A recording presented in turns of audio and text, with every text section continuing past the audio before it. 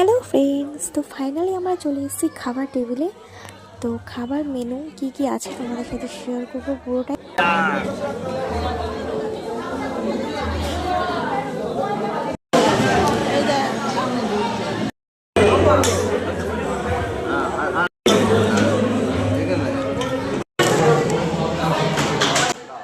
তো প্রথমে তো স্যালাড আর ভেজিটেবল দিয়ে দিয়েছিল, আর ভেজিটেবলটা দারুণ হয়েছিল খেতে, খুবই সুন্দর।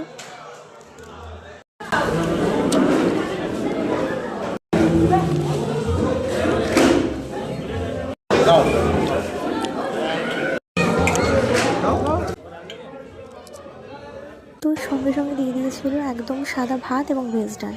আর আমার তো মাংস ভাত বাদ দাও, আমার ভেজ ডাল আর ভাত পেলে আমার আর কিছুই লাগে না। খুব সুন্দর হয়েছিল, খাবার দাবারের কোনো কথাই হবে না, খুবই সুন্দর হয়েছিল।